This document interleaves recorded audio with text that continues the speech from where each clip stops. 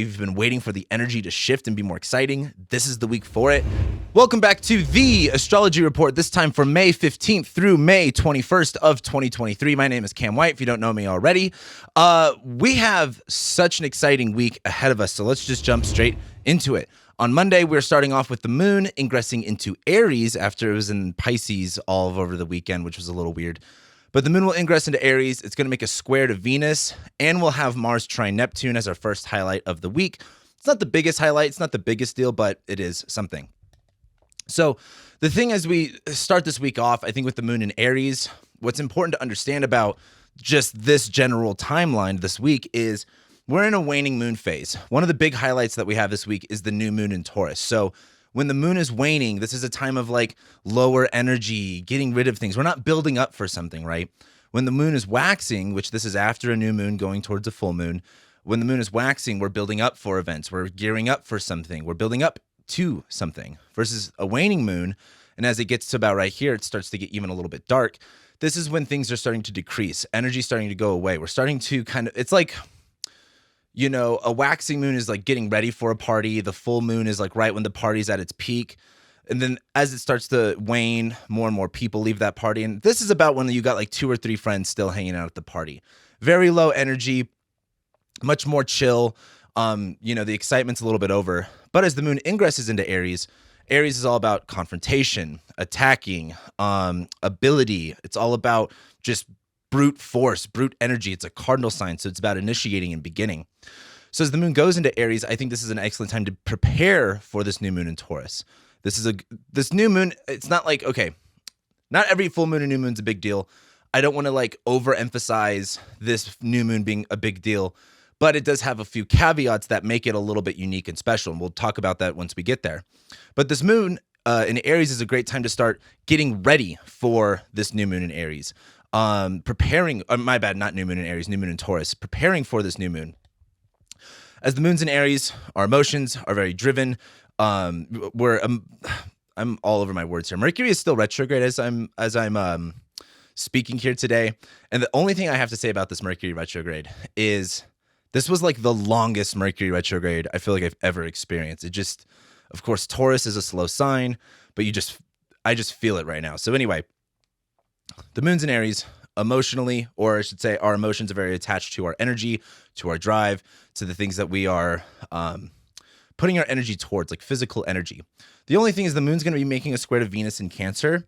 And this is a little bit important because Mercury is now direct in Taurus, Sun's in Taurus, Jupiter's about to ingress into Taurus, which is really the biggest deal this week. But it's all ruled by Venus. And Venus in Cancer, we're talking about nourishment. We're talking about protection. We're talking about security, feeling safe, feeling loved, feeling, just good and mushy and cozy is what I like to think of with Venus in Cancer. And this moon in Aries squaring Venus in Cancer is like, you can't just like confront and attack Venus and Cancer stuff. It's like, all right, I want to get prepared for this new moon. You don't prepare for it by like gearing up for war. You prepare for it by calming your energy a little bit, grounding yourself a little bit. And I think on Monday, there's just kind of like this like, oh, I want to get ready for something. I need to do this. I need to do that. But maybe you're just like pushing too hard and it needs to be a little bit softer. It needs to be a little bit more receptive. So that will be kind of a weird feeling for Monday. But one of the highlights that we have is Mars trining Neptune. It's not that I don't like to talk about Mars trine Neptune. It's just a weird transit. The reason being is Mars is all about energy, drive, action, fights, and conflicts. It is fallen in the sign of Cancer, which means it doesn't operate all that well. If Mars is about fighting, Cancer is about like protecting and nurturing. So with Mars in Cancer, we could feel a little bit defensive. We could feel a little bit crabby. But as Mars is in Cancer, there is like the positive side of it is taking action towards the things that you need to do, even if they are uncomfortable, even if you don't want to do them. It is having low energy. And it is, I think the times when you have the lowest energy or you have the most insecurity are the times where you learn the most. You know what I mean? Like if you're always on cloud 9, if you're always just putting out, amazing energy, like you can learn from that, but it's really at your like most darkest times and the biggest struggles is where you really learn the most out of things. But I'm just accepting right now I'm botching up all my words for this horoscope. But as Mars is trining Neptune, Neptune is about illusion. It is about fantasy. It is about deception. It is very idealistic. And Mars trine Neptune can be like, Mars trine Neptune is that, oh, in my head, doing it is a lot easier than actually putting in the work. Like, some people can talk about grandiose ideas and they sound really good and they sound easy, but then when you actually go to do that work, it's actually a lot more difficult. And that's not to say that like, oh, this is a time of being difficult. This is just a time of looking at what you can do energy wise, what you could do. Like, what am I trying to say here? What are the things that you have to do? What are the things that you have to put energy towards, like physical energy, actually going and doing something that would benefit from looking at it from a much more idealistic place? Like Neptune in Pisces is, again, oh, like, you know, for example, if you ever been to a party, you're drinking with your friends want to start a business and, oh, it'd be so easy and this and this and this and that. And then they never actually follow through. Mars trine Neptune is kind of like that energy of, oh, it would just be super easy and this is just going to be so great.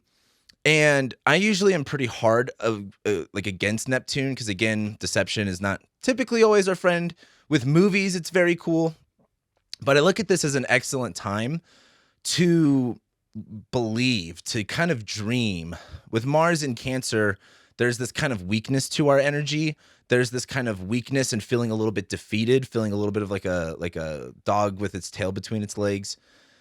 But as it's trining Neptune, there is this rosy, idealistic look at what we can put our energy towards, what it is good towards. And I don't want to get too lost on Mars trine Neptune, but I think just to kind of, you know, give it a quick blanket statement, while our energy is still very low and that ends very soon, Mars is about to go into Leo, there is this sort of rosy, picturesque look at what we are doing. Like, hey, this might be really difficult, but, you know, this is nice to do. Or, you know, maybe doing these small steps, maybe, you know, there is a bigger dream that I could live up towards.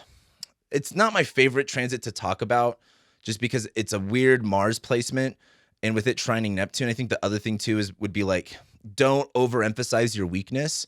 Like Mars in Cancer is like, oh, I can't do this, but it'd be so much easier if life was just like this and it was just easy. Like Mars in Cancer trining Neptune and Pisces can be very enabling in a bad way, but also in a good way.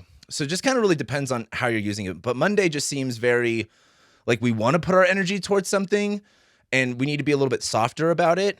And we need to be a little bit more, when I say idealistic, I mean not just compressing our beliefs into a box, but like being open to other possibilities, if that makes sense. We jump into Tuesday. The moon is going to make a square to Mars, but then Jupiter ingresses into Taurus and squares Pluto. Technically, Jupiter, I think, squares Pluto on Wednesday, but it's just squaring Pluto for like this week, okay? So we're just going to talk about it on Tuesday. Tuesday is a really big deal. By this point, you guys should watch my Jupiter and Taurus video, which I'll link right here. I did a whole video about it. It's really good. Make sure you check it out if you want to know exactly what Jupiter and Taurus is going to be like for you and all of the transits with it. Also, you know, I talk about this in the Jupiter and Taurus video. I'll be making a Venus retrograde video. So if you're not subscribed to the channel already and you want to keep up to date with all of the current transits and how they're going to affect you, subscribe. I appreciate it. But this is really the big highlight of this week. We just got done with Jupiter and Aries for, you know, May, June, July, August, September, October of 2022. Then it went back into Pisces for November and for most of November. And then in December, it went back into Aries. We're all done with that now. Jupiter's finally ingressing into Taurus. But first, let's just quickly talk about the moon applying to Mars. The moon's still in Aries. This application, the moon applying to Mars, is going to be like all day long. So it's not going to just be like, oh, first thing in the morning. This is all day. It fully completes by the end of the night.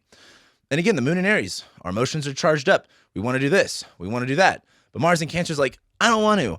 I don't feel good about it. Like, I feel like there's nothing worse than wanting to start something new, but you get insecure about your capabilities. And so it makes you not want to do it.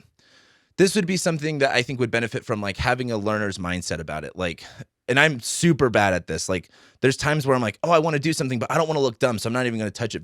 Versus there's other things where I'm like, okay, I know I'm going to look dumb. I know I'm not going to do this perfectly, but I want to learn. So I don't care how dumb or stupid I look. So I would try to lean more towards like not being afraid to look dumb, not being insecure. But the moon squaring Mars is just kind of this internal conflict of wanting to take action, but not feeling like you have the capability to, or not feeling, charged up, not feeling excited, feeling a little bit like weak and insecure. So that's going to be kind of frustrating throughout the day. But that's just a lunar transit, right? They come and they go. But Jupiter ingresses into Taurus. Again, like I said this in my whole video, there's two things to talk about with Jupiter. One, over my years as a professional astrologer, I've really learned to change my tune about Jupiter. I think it is very easy as an astrologer or as people who are into astrology, look at Jupiter and be like, this is going to be great. It's going to be amazing, because Jupiter is the greater benefic. Jupiter is the best planet on paper. But not every Jupiter transit is this amazing, great thing. At the very minimum, and I would look at this as the more negative perspective of Jupiter and Taurus, at the very minimum, whatever Taurus rules in your chart, Jupiter is going to shift into it and is going to make you look at this area through a much more philosophical sense. Jupiter is about beliefs. Jupiter is about spirituality. Jupiter is about faith. Jupiter is about hope. Jupiter is about abundance. And while, the good side of that is whatever Taurus rules in your chart, Jupiter is going to go in there. It's going to expand it. You're going to get a lot of things going on in there. But at the very minimum, there might be an event that makes you look at this area differently. And I've seen, I've done thousands of consultations at this point. I've seen people's Jupiter ingresses, and I'm thinking in my head, oh, that must be great. And they go, no, actually, something like terrible happened. But through that, they've had to learn about this area. They've had to create more hope in this area. They've had to, crystallize their vision in this area. So I think at the minimum, Jupiter is going to force you to look at an area in your life. Again, depending on what house it rules in your chart. Maybe it's in your 11th house, so we're looking at friends. Maybe it's in your 7th house, so it's relationships. Maybe it's in your, 4th house, so your home, your living situation. Again, watch my Jupiter and Taurus video if you want to know a little bit more about that. But at the minimum, it's going to make you look at this area through a much more philosophical, bigger sense of like, what are my beliefs in this area? Do I even have hope in this area? What is my faith in this area? And this is Jupiter and Taurus. Taurus is about security, being grounded, being stable, slow but steady. And it's kind of like, it's a weird feeling coming of Jupiter and Aries. I did a delineation episode about Jupiter and Aries. And it's like, Jupiter and Aries is about attacking, initiating, going for things so you can reap the rewards of Jupiter and Taurus. And so Jupiter and Aries is very like a person going to war. And Jupiter and Taurus is like that person who just went to war coming back to civilian life. It's very different. I'm speaking to soldiers, things like that. A lot of people are probably familiar with a vet or two. Acclimating back to civilian life where everything's calm, no one's trying to blow you up or kill you is very nerve-wracking. And it's very hard. You could look at this. This is just a trauma response. A lot of people who grew up in really traumatic households deal with this, where it's like, they're used to just things falling apart. They're used to things being chaotic, and they thrive in those areas. But when everything is actually fine and everything's actually stable is when they really struggle. So I see a big part of that with Jupiter and Taurus is like, Jupiter and Aries was like, I just got to do this, and I got to Hail Mary this, and I have to, I got to believe in my courage. I have to believe in my capabilities. I have to believe in just initiating, attacking, just going for it. Jupiter and Taurus is like, okay, you initiated all of this. The Taurus is that slow momentum. Like Aries is very like, again, a train just getting started from not moving to just slowly going. Taurus is like, cool, we're on cruise control now. Things are just going to come kind of easily, if that makes sense. That's not to say that you should just quote unquote take it easy in terms of like just letting things ride out. Like a lot of momentum is like, if you're riding a bike, you can carry your momentum, but every now and then you got to do a little bit of a pedal, carry the momentum, pedal a little bit more, carry the momentum. And that's what really Jupiter and Taurus is. Taurus is about, again, security and value and stability and sensuality. And so there is a bigger focus on like, what feels good? What makes me feel grounded? What is sustainable? I think the word sustainable kind of just gets used a lot, and in context that may not necessarily be a priority. However, I do think the idea of sustainability as a whole is a great philosophy to apply on every area of your life. Is the way that you're spending money sustainable? Is the way that you're making money sustainable? Is the lifestyle that you are trying to live sustainable? And all things can be true. It's just a matter of how you apply it. But I look at Jupiter and Taurus as not a slow down, but like we pushed everything forward. Like the other day, I was at In-N-Out, and a guy asked me to help him push his car to get it started. His battery died, and he had a manual. So we pushed it really, really hard, and what was supposed to happen was he was supposed to shift it into gear and then drive away.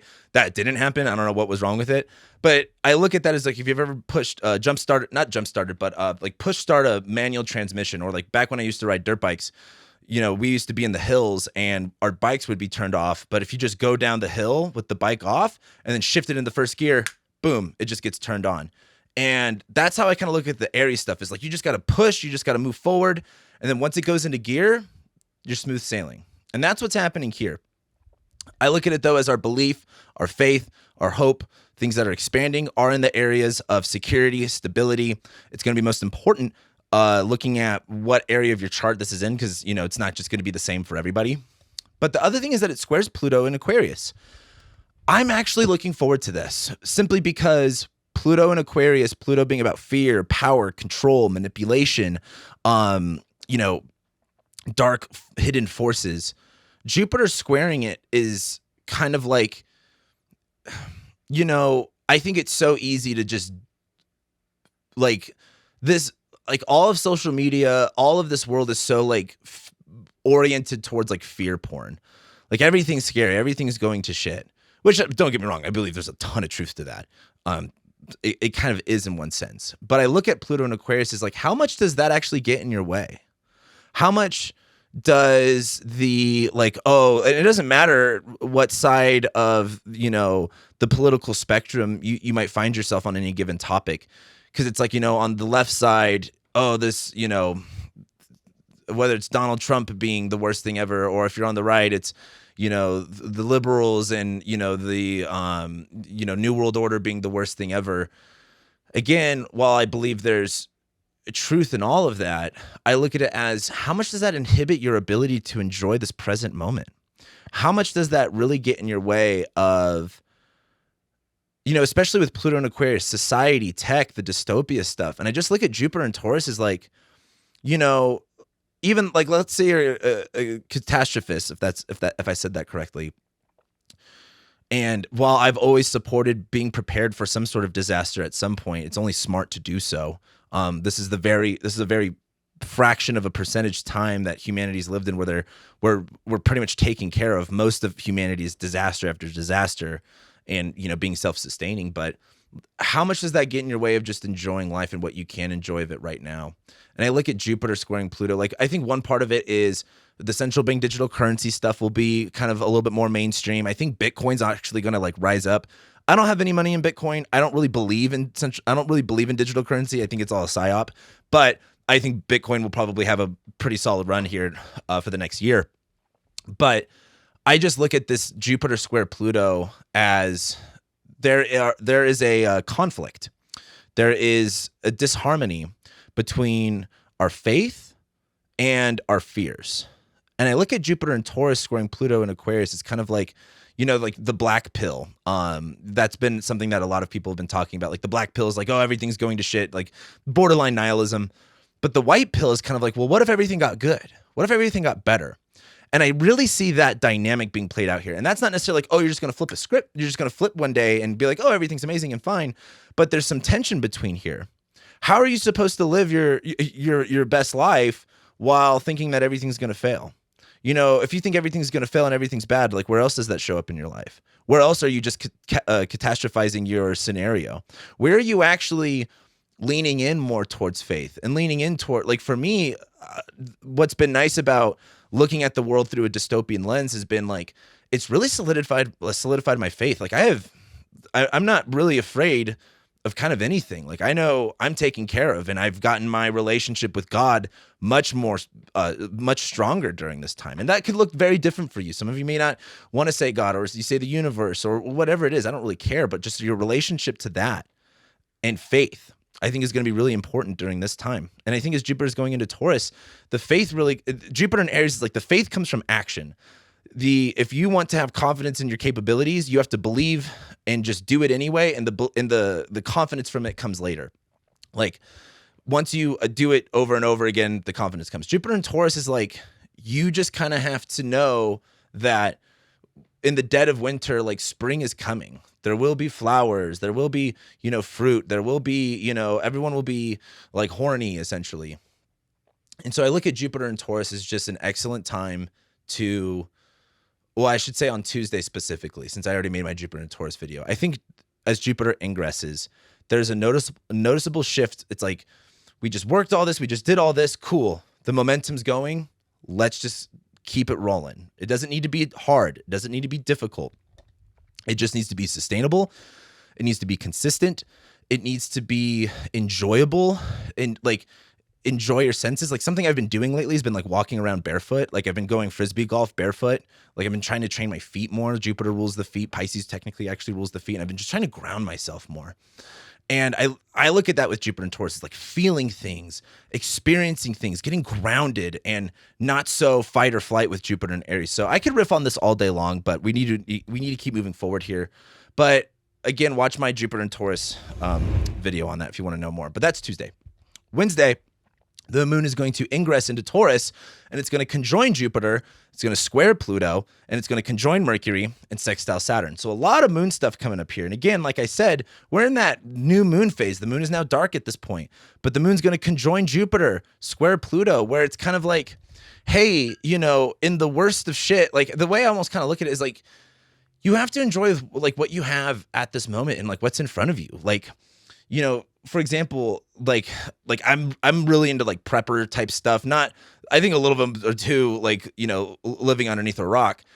But what they talk a lot about in prepping is like, hey, if you're going to prep food, if you're going to prep, ammo, whatever it is, have entertainment, cards, a guitar, board games, whatever that is, because you're going to get bored and you need to have some fun. And I almost look at this moon conjoining Jupiter and Taurus as like, where can I just experience more fun, more pleasure? This is Taurus. This is a Venus-ruled sign. The greater benefic is in the lesser benefic sign. So it's like, how do we maximize the small day-to-day pleasures that we have? And I think as the moon ingresses into Taurus and conjoins Jupiter, there's this like sudden shift, right? Like we're getting ready for this new moon in Taurus. This is the first lunation in Taurus that's not an eclipse. And as we shift into that, it's hard to really explain. The moon going into Taurus is like we're starting to feel more grounded. We're starting to feel and encapsulate in our bodies that whole Jupiter energy. It'll square Pluto, so there's a little bit of like, oh, this is a little uncomfortable. But then the moon will conjoin Jupiter. You're fine. The moon will then conjoin Mercury, where Mercury is now direct. We just had a whole Mercury retrograde through this area. We've completely changed our tune about whatever Taurus rules about in our charts. We have this delay, we had this rethinking, we had this replanning, we had a miscommunication in this area. And as the moon conjoins Mercury, there's like that understanding coming through. Is like, I now see this differently. The moon, which rules like the body and our emotions, is connecting with the planet of logic and rationale. So it's really connecting two pieces together here. And then the moon will sextile Saturn. Like, awesome. I love that as the moon sextile Saturn. Saturn's in Pisces. The way that we need to, be more disciplined, be more responsible. It's in a state of flux. It's in a state of change. A Pisces is, again, I've called it the truest water sign because water could be a solid, a liquid, or a gas.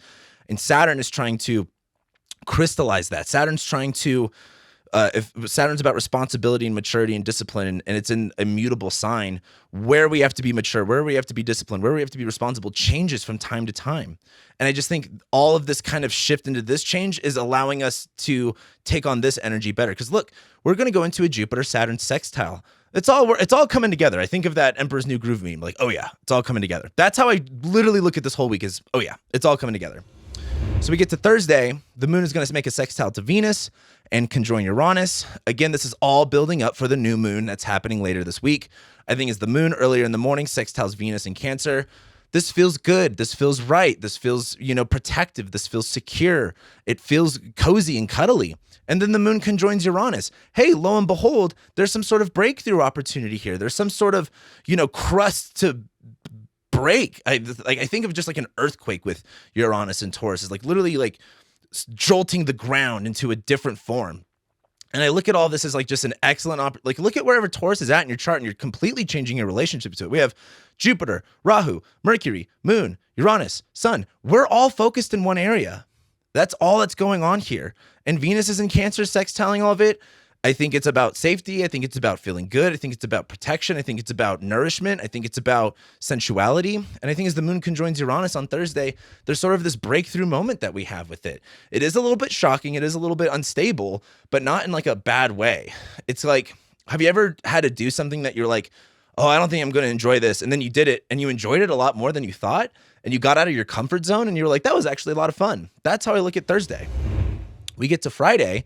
And then we have the new moon in Taurus. This is what I've been looking for quite some time.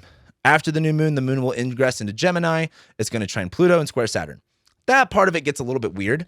But here's the thing. That's not what I want. This new moon is our first lunation in Taurus that's not an eclipse. The first lunar eclipse in Taurus that we got was November of 2021, right as Venus entered shadow before she retrograded in Capricorn. So since November of 2021, we've had a lunar eclipse in Taurus. April and May of 2022, we had eclipses in Taurus. November of 2022, we had eclipses in Taurus. And we just had another eclipse in Taurus and Scorpio like 2 weeks ago. But this is not an eclipse. Sure, the North Node is still there, but this isn't an eclipse. I look at this as like, okay, the area of Taurus in our lives is not this extreme emergency situation. It doesn't feel all consuming. This feels a lot more peaceful. This feels a lot more secure. Like Taurus is not like being pressured to move fast. Like, have you ever met a Taurus and you try to get them to go faster? They just dig their heels in. This is like, all right, Jupiter's here now. We've got the momentum. Where can we relax a little bit? It's kind of like, I think of it as an airplane. You know, we have to strap in our seatbelts, get ready for takeoff. You go like all the way up. And then you finally get to that 30,000 feet level where, you know, the seatbelt light comes on and you could take off your seatbelt and then the snacks get rolled out. That's what this is. Like, I don't know why I didn't think of that earlier. Jupiter in Aries is like that airplane taking off. Now we're coasting. We're at cruising altitude. You know, take off your seatbelt. Go use the bathroom. There's some snacks coming along the way. That's what's going on here. And I think this new moon is just kind of like, cool. We're at cruising altitude. There's no turbulence. It's a beautiful day. I'm going to relax a little bit, maybe watch, Netflix, read a good book, get a coffee or something like that from the cart. Friday just looks like we are now cemented in this. I think Friday's an excellent day. Like, it's just a new moon. And I love a new moon. I love new moon. Sorry, I keep thinking of the Ron Burgundy thing. Like, I love lamp. I love new moon. Because it's just every 30 days we have an opportunity to reset and clear things up in an area of our lives. And this is just like, this one's a bigger deal. Jupiter's now in there. Rahu's leaving. We just had Mercury station direct and Uranus is still there.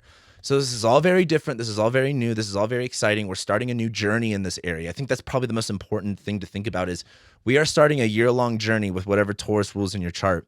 And now we're finally like, the journey has begun. We are on, for example, think of a trip, as you begin the trip, you got to pack everything and then you got to get to the airport on time and then you got to wait in TSA. Then you got to get molested by the TSA and then you got to, wait for your plane. Then you got to board and, there's all this uncomfortability. It's like that time where you're finally cruising at altitude is finally like, I'm on a trip. I'm on a journey. And then you land into a new destination. And then, all that shit just flies out the window. It's like, you might be a little bit stressed about getting to your hotel or wherever you're going, but it's like, you're in a new world. It's fun. That's what's happening here is we're now on this journey and we finally get to like embrace that. So I'm really excited for all of this. We get to Saturday and this is where things really take a turn. On Saturday is when the Mars is going to go into Leo and it's going to go opposite Pluto. I have mixed feelings about this simply because there is something political going on here and I can't necessarily put my finger on it just because everything's really weird right now, but this is really interesting for the world, in my opinion. I don't know what we're going to see, but I just kind of like keep some tabs on that. But Mars, finally out of Cancer. We're not feeling like insecure, pathetic children. Mars is in Leo. Like, Mars in Leo is for the glory. Like, my favorite example of Mars in Leo, and people get really like upset or triggered when I use this example, but it's Donald Trump. And the reason why is because, for example, people are like, oh my God, Donald Trump's the worst. It's like, okay, well, guess what? Everyone has bad placements or a placement that could be bad. But he's a great example of like, he has Mars and Leo on his ascendant. He just fights everybody and just doesn't care. Like, he's very like, hey, I'm just going to say whatever the fuck I want. And you're dumb, you're dumb, you're dumb. That is Mars and Leo. Like, if you want to really encapsulate Mars and Leo, act like Trump. And okay, some people are going to take that overboard, like, you're a Trumper, and oh my God, like, how could you say he's such an evil being? Just take it with a grain of salt here, okay? But he's a really good example because he's, for one of the loudest people. The whole world, or I should say America, does not stop talking about him. So he's just a figure that everyone can kind of understand in some way. But Mars and Leo, he's very critical, he's very combative, and he's very self-oriented, which is very Mars and Leo. And he just does things and he just says things just to stir things up and to make himself look better. And now when I say, oh, you should act like that, you don't need to be an egotistical, like over like pompous, figure. But Mars and Leo is like I don't think Donald Trump's ever struggled with confidence. Like, it doesn't matter. He's just very like, I'm just going to say whatever the fuck I want to say. And if you struggle with confidence, Mars and Leo is here to help you be like, you know what? I have pride. And when I say pride, I understand that there's a sin to that. Like, it's not about like, I'm full of myself and I'm amazing, but it's just much more of like, don't be afraid to enter the battle. Don't be afraid to muster up that courage and that strength. Don't be afraid to glorify yourself to a degree that is going to allow you to do the things that you want to. Like, it is a bigger takeaway from the world when you cower in fear. Like, I hate when people do that because I got a comment like a couple weeks ago, like, how could you say like fuck people that are insecure? It's because you're taking away from the world. And it's very selfish, and people hate that.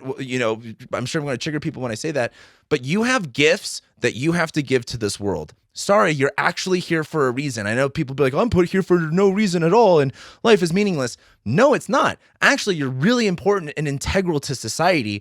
But when you think that you're not, and that you think that you're not good enough, and you just go stupid, stupid, stupid, and then you withdraw yourself away, not only are you being bad against yourself, which is not fair to you, you are also taking away from everybody else.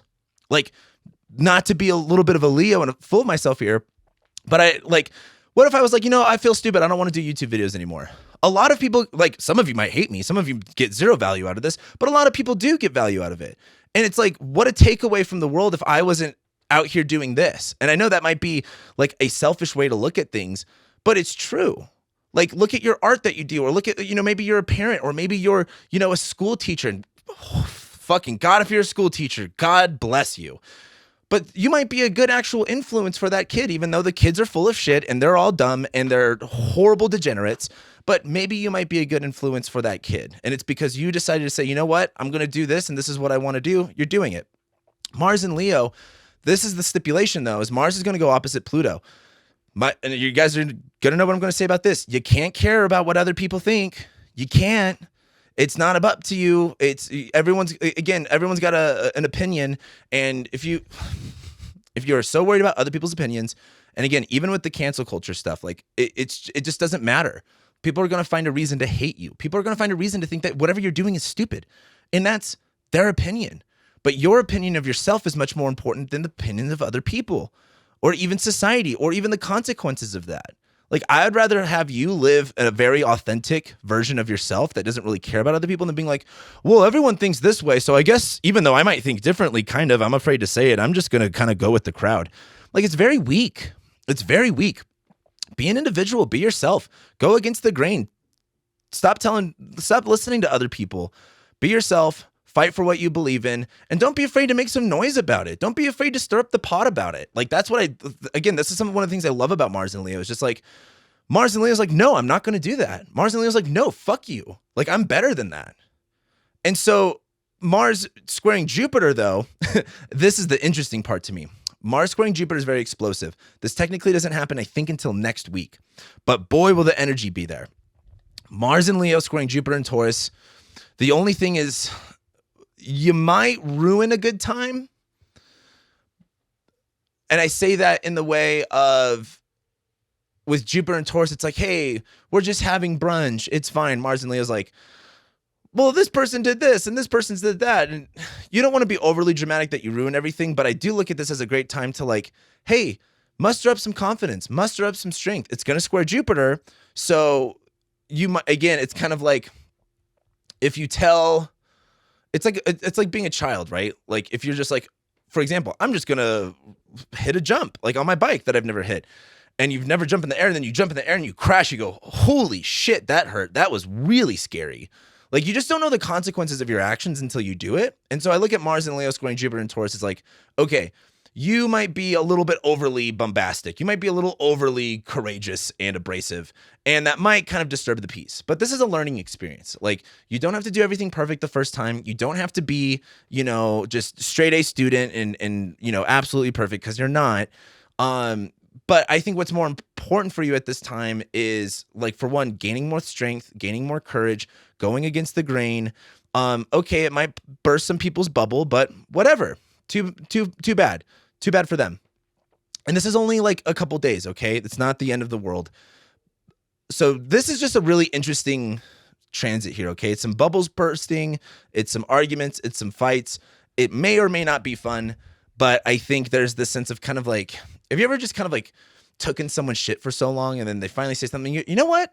Fuck you. I'm just going to go against it. Like, I just saw the clip from Office Space where that guy's like, does anyone ever tell you that, ask you if you got the case of the Mondays? And the guy's like, nah, man. Nah, we beat the shit out of anyone that said that. Like, that reminds me of Mars and Leo squaring Jupiter and Taurus, just being like, no, what the fuck? But anyway, we get to Sunday. Oh, God damn it. We get to Sunday. The sun is going to ingress into Gemini. Oh, I didn't even really actually talk about the moon going into Gemini, trining Pluto and sextiling Mars. It's the same thing. Sunday, the sun is going to go into Gemini. It will sextile Mars. It will trine Pluto. Awesome. I love that. Moon's going to make a square to Neptune, and it's going to go into Cancer and sextile Jupiter. So the thing is, on Sunday, I'm loving the Sun-Mars sextile here. Like, it feels good to speak up. Like, the sun is our energy and vitality, and it's in Gemini, like speaking, communicating, sharing, and it's ruled, and Mars is in the sign of the sun. It's being ruled by it. So it's kind of like, it's kind of nice just to say what's on your mind. It's kind of nice to just share your opinion and stir up the pot and give a fuck about what people think. There's some benefits to that. And I think there's just like, there's a real shift over this weekend of just being like, I don't give a fuck. You know what? I feel good about this. The moon will square Neptune, where I feel like the moon squaring Neptune is kind of like getting fact checked. Like, Gemini is just very like conversating, just kind of talking, not really worried about facts. But then it squares Neptune. Is like, was what I said just true? Was that real? There is some confusion around that. But the other thing is, the sun's going to be trining Pluto. Sharing with people is powerful. I have sun trine Pluto. Like, I find my power in my sun. Like, I have Pluto in Sag at 0, and I have a 0 Leo sun. Like, Pluto's in my first house. I feel very powerful when I lean more into my sun, when I lean more into my more authentic self. And I look at that with the sun and Geminis. Maybe that's just expressing and sharing, being curious. Finding the right tribe to be curious about things with, I think is going to be important for that. But anyway, we get to next week. Mars is going to make a square to Jupiter. Okay, that's what I was going to say. This is when this square actually happens, but it is really there all weekend long. It's kind of like when you're filling up a balloon and you're like, this is about to pop, and it takes a little bit of a minute, and then it finally pops. That's what is going on here. Venus sextiles Uranus, not too big of a deal, but it is nice. And the sun squares Saturn. This will be a little bit interesting, but next week's not that big of a deal. It's really this week that has so much going on with it. So I really hope you guys take this week with stride. I think it's a very exciting week. I think if you've been waiting for the energy to shift and be more exciting, this is the week for it. So anyway, let me know what you guys are excited about in the comments below. Let me know all of your thoughts and opinions. Subscribe if you haven't already. Like this video. It truly does support the channel.